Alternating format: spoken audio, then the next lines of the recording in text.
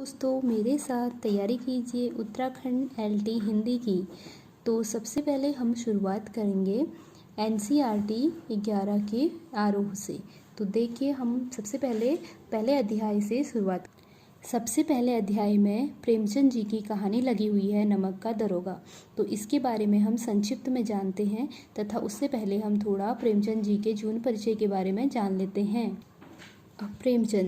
प्रेमचंद जी का मूल नाम धनपत राय है।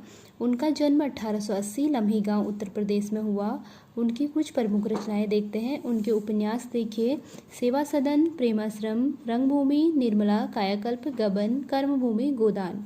उनके कुछ कहानी संग्रह है, सोजे वतन, मानसरोवर, 8 खंड में, गुप्तधन। उनके कुछ नाटक देखिए, करबला, संग्राम, प्रेम की बेदी। उनके निबंध संग्रह है कुछ विचार, विविध प्रसंग। उनकी मृत्यु हुई थी 1936 में। प्रेमचंद जी की जो कहानी है नमक का दरोगा, थोड़ा सा उसके बारे में हम संक्षिप्त में जानते हैं।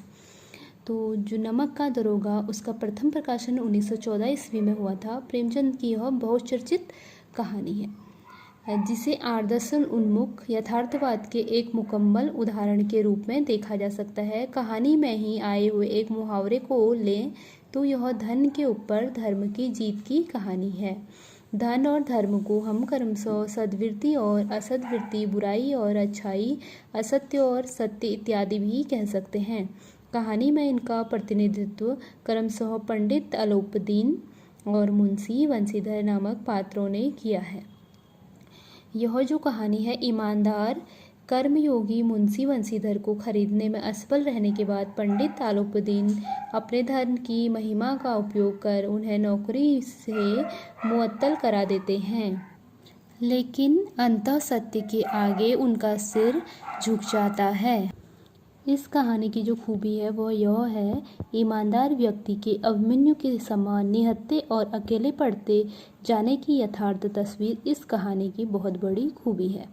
किंतु प्रेमचंद इस संदेश पर कहानी को खत्म नहीं करना चाहते, क्योंकि उस दौर में वे मानते थे कि ऐसा यथार्थवाद हमको निराशावादी बना देता है।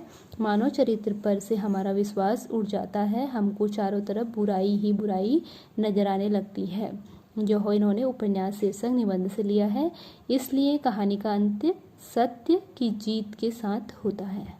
इसके साथ ही हम कुछ मुख्य शब्द अर्थ को देख लेते हैं। बरकंदाजी, बंदूक लेकर चलने वाला सिपाही चौकीदार। सदाव्रत, हमेशा अन्न बांटने का व्रत।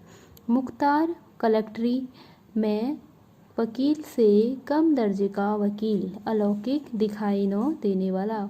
कातर मतलब होता है परेशान, दुखी। अमले